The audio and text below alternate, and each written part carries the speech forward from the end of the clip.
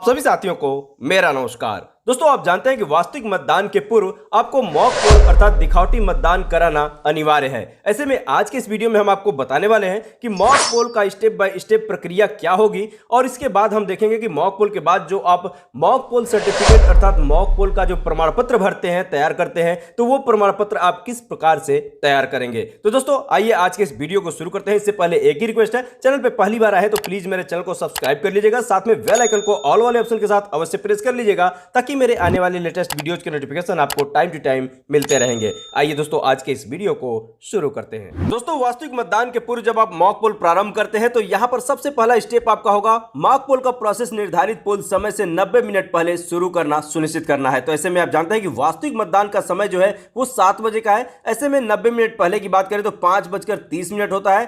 तो इस तरह से आपको 5:30 बजे मॉक पोल की प्रक्रिया प्रारंभ कर देनी है। दूसरे बिंदु में बताया गया है कि 15 मिनट तक पोलिंग एजेंट का इंतजार करें। तो यदि आपके बूथ पर कोई पोलिंग एजेंट बना हुआ है तो ऐसे में आपको 15 मिनट तक उसका इंतजार करना है। इंतजार का मतलब आपका समय हो जाएगा 5:45। तो निश्चित रूप से आपको ये प्रक्रिया 5:45 तक अनिवार्य रूप से प्रारंभ कर देनी है।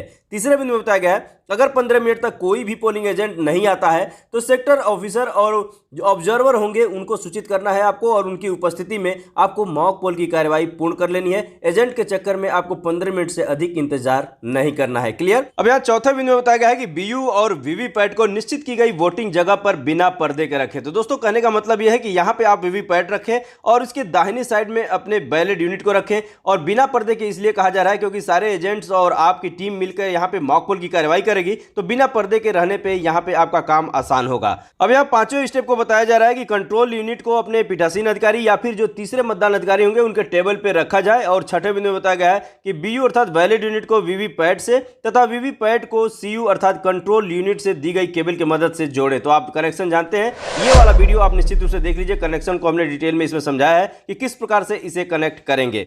अब यहाँ 7वें बिंदु में बताया गया है कि वीवीपैट के पेपर रोल नॉब को वर्टिकल या वर्किंग पोजीशन में सेट करें। तो आप जानते हैं कि जब ये वर्किंग मोड में तब आता है जब जमीन से आसमान की तरफ अर्थात लंबवत इसे रखते हैं तो ये वर्किंग मोड में आता है, और अगर लेटी हुई अवस्था में होगा तो ये पेपर रोल को लॉक किए हुए रहता है। तो आपको निश्चित रूप से काम लेने से पहले इसे लंबवत कर लेना है, कुछ इस प्रकार से जैसा कि आप इस फिगर में देख पा रहे हैं। 8वें बिंदु की बात करें तो वीवीपैट के ड्रॉप बॉक्स को सभी पोलिंग एजेंट को दिखाएं कि खाली है। तो आप निश्चित रूप से ड्रॉप बॉक्स जो होता है वीवीपैट का उसे सभी एजेंट्स को दिखा लें कि इसमें कोई पर्ची नहीं है कटी हुई, ये बिल्कुल रिक्त है, खाली है। संतुष्ट करने के बाद 9वां कार्रवाई आपको करना है। अब सीयू के ऑन ऑफ बटन को ऑन पोजीशन में करें। तो इस कंट्रोल यूनिट के बटन को आपको ऑन करना है। उसके बाद 10वें बिंदु की बात करें तो कंट्रोल यूनिट के टोटल बटन को दबाकर डिस्प्ले पर 0 वोट दिखाएं कि सीयू में कोई वोट नहीं है। तो दोस्तों, यहां पर आपको थोड़ा सा ध्यान देना होगा। सबसे पहले मॉक पोल प्रारंभ करने से पहले मशीन को बिना कनेक्ट किए हुए अर्थात कोई भी वायर आप कनेक्ट नहीं करेंगे। सबसे पहले कंट्रोल यूनिट को ऑन कीजिए। ऑन करने के बाद उसमें सीआरसी की प्रक्रिया कीजिए। सीआरसी आप जानते हैं कि क्लॉकवाइज होती है, यानी कि क्लोज, रिजल्ट और क्लियर बटन आपको क्लिक करना है। तो जितने भी वोट आपके सीयू में पड़े होंगे या फिर जो भी होंगे वो सभी शून्य हो जाएंगे। तो ये कार्य आपको पहले ही कर लेना है। उसके बाद ये चीज करके एजेंट्स के सामने आपको दिखाना है कि जो डिस्प्ले सेक्शन है उसमें देखिए टोटल बटन हमने क्लिक किया है और उसमें जितने भी पोल्ड वोट हैं वो शून्य दिखाई दे रहा है। क्लियर। 11वें में बताया गया है कि सभी कैंडिडेट्स के नोटा सहित कम से कम 50 वोट डलवाएं। सभी वोट को एक कागज पर नोट करें। तो कहने का तात्पर्य यह है कि कम से कम आपको 50 वोट मॉक पोल के रूप में यानी दिखावटी मतदान के रूप में डलवाना है। यहाँ पे ये ध्यान रखना है कि नोटा जो उसमें होगा, नोटा का जो बटन है उसको भी निश्चित रूप से आपको प्रयोग में लेना है और उसमें 50 वोट में ये नोटा भी शामिल होना चाहिए। तो पहले ही आप प्रारूप बना ले कि कितने वोट किसको देना है और एक कागज पर उसको नोट कर ले कि कितने वोट किस प्रत्याशी को दिए जा रहे हैं और इस 50 वोट का डाटा बना लें। यहाँ पे ध्यान देने वाली महत्वपूर्ण बात यही है कि 50 वोट से कम आपका वोट नहीं होना चाहिए, 49 वोट नहीं होना चाहिए, पूरे 50 होना चाहिए या फिर 50 से अधिक हो सकता है, लेकिन 50 से कम किसी सूरत में नहीं होना है। अब दोस्तों, यहाँ 12वें स्टेप में मॉक पोल के बाद कंट्रोल यूनिट के क्लोज बटन को दबाना है और उसके बाद डिस्प्ले सेक्शन में आपको पोल क्लोज्ड दिखेगा। तो ये चीज आपको देखनी है। उसके बाद 13वें स्टेप में इसके बाद मॉक पोल रिजल्ट देखने के लिए कंट्रोल यूनिट के रिजल्ट बटन को आपको प्रेस करना है। जैसे ही रिजल्ट बटन को प्रेस करते हैं तो कैंडिडेट वाइज कितने वोट किसको मिले हैं सारी चीजें डिस्प्ले होंगी। तो आप स्क्रीन पे देखते रहेंगे और स्क्रीन पे इंड होने का इंतजार करेंगे, यानी समाप्त होने का डिस्प्ले इंतजार करेंगे। और डिस्प्ले सेक्शन जब साइलेंट हो जाएगा, शांत हो जाएगा, तो उसके बाद अगली कार्रवाई रिजल्ट रिजल्ट में डाले गए वोट को दर्ज किए गए रिकॉर्ड के साथ मिलान करेंगे। इसके बाद वीवीपैट में जो स्लिप निकलकर गिरे हैं उसको कंट्रोल यूनिट के रिजल्ट के साथ मिलान करेंगे और उसके बाद कंट्रोल यूनिट के क्लियर बटन को दबाकर मॉक पोल रिजल्ट को क्लियर कर दें और सभी उपस्थित पोलिंग एजेंट को दिखाएं। तो यहाँ पे जब आप रिजल्ट क्लियर करेंगे तो वहाँ पे आपके कंट्रोल यूनिट में जो टोटल वोट होगा वो शून्य दिखेगा। ये सारी चीज़ें पोलिंग एजेंट को दिखाना है कि जितने भी मतदान हमने इसमें किया है इन सभी को हमने जीरो किया है, क्लियर बटन कर दिया है, इसे डिलीट कर दिया है। ये चीज़ पोलिंग एजेंट को निश्चित रूप से दिखा देना है। 17वें बिंदु की बात करते हैं यहाँ पे मॉक पोल की सभी स्लिप पर मॉक पोल स्लिप की मुहर लगाएं। तो पीठासीन अधिकारी महोदय को हर स्लिप के पीछे यहाँ पे मॉक पोल की मुहर लगानी है। 18वें बिंदु में देखें तो इन सभी मॉक पोल स्लिप को काले लिफाफे में डालकर पिंक पेपर सील से सील करना है। तो आप जानते हैं कि काला लिफाफा आपको मिलेगा, इसमें सारे मॉक पोल की जो पर्चियां हैं उस पर मुहर आपने लगा दी हैं, उनको यहाँ पे व्यवस्थित करके इसे काले लिफाफे में डाल देंगे और पिंक पेपर सील आपको मिलेगा। उस पिंक पेपर सील से इस काले लिफाफे को सील कर देंगे। क्लियर। अब सीयू के ऑन ऑफ बटन को ऑफ पोजीशन में करें, यानी कि अब वास्तविक मतदान आपको प्रारंभ कराना है तो सबसे पहले आप अपने कंट्रोल यूनिट को ऑफ कर दें। क्लियर। 20वें बिंदु की बात करें तो यहाँ पे कंट्रोल यूनिट को ग्रीन पेपर सील से सील करना है, स्पेशल टैग भी लगाना है और एड्रेस टैग भी लगाना है। तो इस तरह से 3 तरह से ये मशीन सील होगी। कंट्रोल यूनिट की बात करते हैं, ग्रीन पेपर सील आप स्क्रीन पे देख पा रहे हैं, यहाँ पे स्पेशल टैग आप देख पा रहे हैं, ये चीज़ यहाँ पे लगेगी और इस तरह से एड्रेस टैग लास्ट में लगा के और इसे सील कर देना है। अब दोस्तों यहाँ पे कुछ महत्वपूर्ण बात ये भी है कि जब आप ग्रीन पेपर सील से सील करेंगे तो वहाँ पे जो एजेंट मौजूद होंगे उनके भी और पीठासीन अधिकारी भी अपने साइन यहाँ पे कर देंगे। स्पेशल टैग पे भी पीठासीन अधिकारी निश्चित रूप से साइन कर दें और एड्रेस टैग आप बाहर से इसे सील कर देंगे। क्लियर। अब इसके बाद 21वें बिंदु की बात करें तो वीवीपैट की खाली ड्रॉप बॉक्स को सभी पोलिंग एजेंट को दिखा देना है और उसे एड्रेस टैग से सील कर देना है, कुछ इस प्रकार से जैसा कि आप अपनी स्क्रीन पे देख पा रहे हैं। अब यहाँ पे पीठासीन अधिकारी रिपोर्ट में फॉर्म 27 में मॉक पोल सर्टिफिकेट पार्ट 1 की सावधानी से भरेंगे। तो यहाँ पे अभी अगले स्टेप में देखेंगे कि किस प्रकार से मॉक पोल सर्टिफिकेट आप तैयार करेंगे। यहाँ पे 23वें बिंदु की बात करें तो अब सीयू के ऑन ऑफ बटन को ऑन पोजीशन में करके टोटल बटन को दबाकर 0 वोट दिखाएं, यानी कि जो एजेंट वहां मौजूद हैं। वास्तविक मतदान के लिए आपकी मशीन अब तैयार हो चुकी है, सीलिंग की प्रक्रिया आपने पूर्ण कर ली है। तो उसके बाद कंट्रोल यूनिट को ऑन करें और टोटल बटन क्लिक करके वहां पे डिस्प्ले सेक्शन में 0 दिखा दें। यहाँ पे अब कोई भी वोट इस कंट्रोल यूनिट में नहीं पड़ी है, सभी एजेंट्स को संतुष्ट कर दें कि यहाँ पे 0 वोट पड़ी हुई है। अब हम वोटिंग प्रक्रिया प्रारंभ करेंगे। अगले स्टेप में बैलेट यूनिट और वीवीपैट को वोटिंग कंपार्टमेंट में दिए गए प्लास्टिक सीट से पर्दा कर देना है। तो यहाँ पे आपको बता दें कि बैलेट यूनिट और वीवीपैट जहां रखा गया है वोटिंग कंपार्टमेंट आप वहां पे बना दें ताकि कोई मतदाता मतदान करते हुए किसी मतदाता के गोपनीयता को भंग न कर सके, देख न सके कि वो किसको मतदान कर रहा है। क्लियर। और लास्ट जो 25वां बिंदु है वहां बताया जा रहा है कि अब आपकी ईवीएम मशीन एक्चुअल पोल के लिए पूरी तरह से तैयार है। तो इस तरह से यहां से आप पोलिंग स्टार्ट कर सकते हैं। अब दोस्तों यहां पे मॉक पोल सर्टिफिकेट की बात की गई है, तो आइए अब अगले स्टेप में ये देखते हैं कि जो मॉक पोल सर्टिफिकेट बनाना है वो किस प्रकार से आपको बनाना है, उनमें किन किन चीजों को फिल करना है। दोस्तों मॉक पोल का प्रमाण पत्र अपनी स्क्रीन पे आप देख पा रहे हैं। यहाँ पे आइए स्टेप बाय स्टेप समझते हैं कि इसको किस प्रकार से फिल करना है। यहाँ पे सबसे पहले ऊपर की तरफ देखेंगे तो मॉक पोल दिखावटी मतदान का प्रमाण पत्र। यहाँ पे सबसे पहले पूछा गया है कि निर्वाचन का नाम, तो यहाँ पे लिखना है आपको लोकसभा निर्वाचन 2024। क्लियर।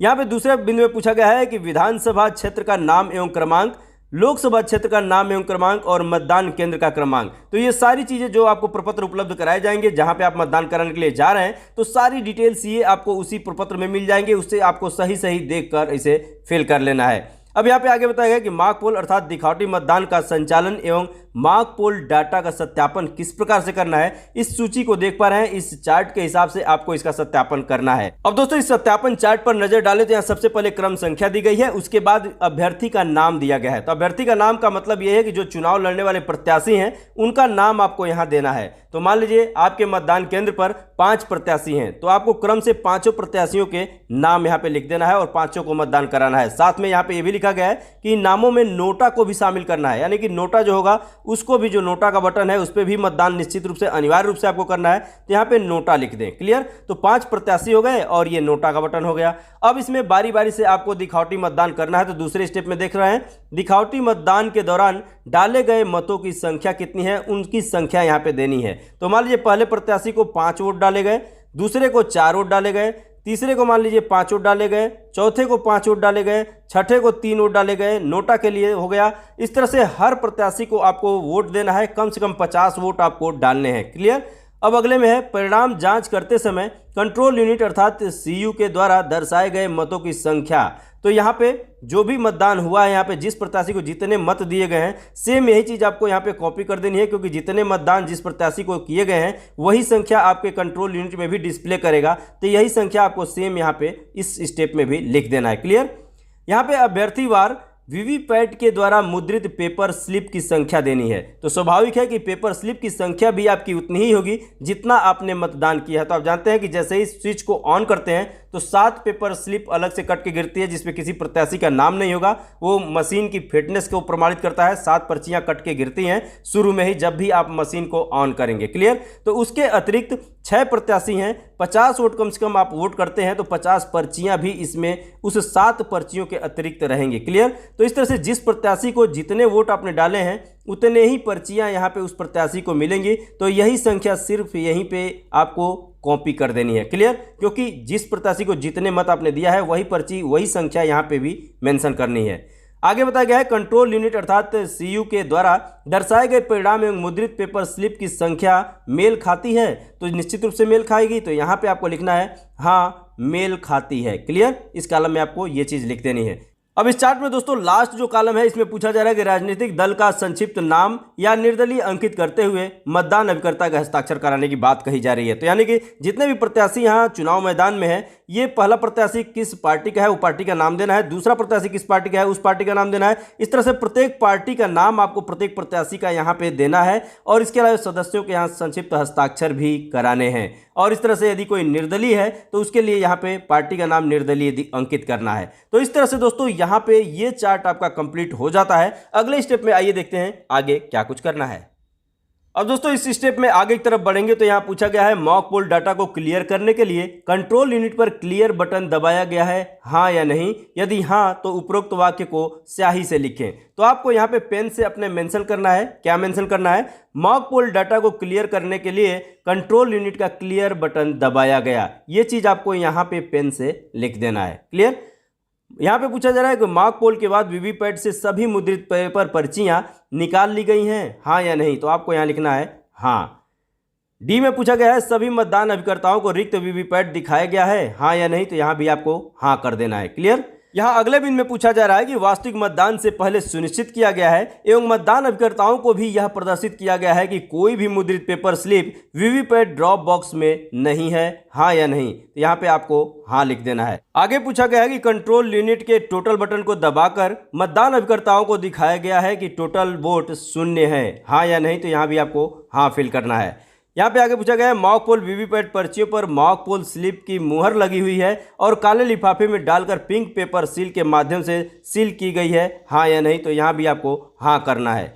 आगे एच बिन में पूछा जा रहा है कि निम्नलिखित व्यक्ति मॉक पोल के समय साक्षी रहे एवं उनके द्वारा प्रमाणित किया गया है कि मॉक पोल उपरांत दिखावटी मतों का मिलान हुआ है एवं दिखावटी मतों को कंट्रोल यूनिट से मिटा दिया गया है। तो इसमें नीचे की तरफ आप ये प्रारूप देख पा रहे हैं। अब दोस्तों यहाँ इस चार्ट के पहले कॉलम में पूछा गया है मतदान अभिकर्ता का नाम। तो एक उदाहरण से समझते हैं। आपके मतदान केंद्र पर मान लीजिए आपने मनोज नाम के किसी व्यक्ति को यहाँ पे अभिकर्ता नियुक्त किया है। तो ये मनोज किसी न किसी दल के होंगे। तो किस दल के हैं ये मनोज, किस दल के यहाँ पे अभिकर्ता बने हुए, उस दल का यहाँ पे नाम दे देना है। तीसरे कॉलम की बात करते हैं अभ्यर्थी का नाम पूछा जा रहा है। तो जो चुनाव लड़ने वाले प्रत्याशी हैं किस प्रत्याशी के ये एजेंट बने हुए हैं उस प्रत्याशी का यहाँ पे नाम लिख देना है और यहाँ पे मतदान अभिकर्ता के हस्ताक्षर कर लेना है, यानी कि यहाँ पे मनोज का हस्ताक्षर यहाँ पे करा लेना है। क्लियर। तो इस तरह से प्रत्येक मतदान अभिकर्ता जो आपने बनाया है उनका यहाँ पे नाम होगा, उनके दल का नाम होगा कि किस दल के वो अभिकर्ता हैं और किस प्रत्याशी के वो एजेंट बने हुए हैं, अभिकर्ता बने हुए हैं, उस प्रत्याशी का यहाँ पे इस कॉलम में नाम होगा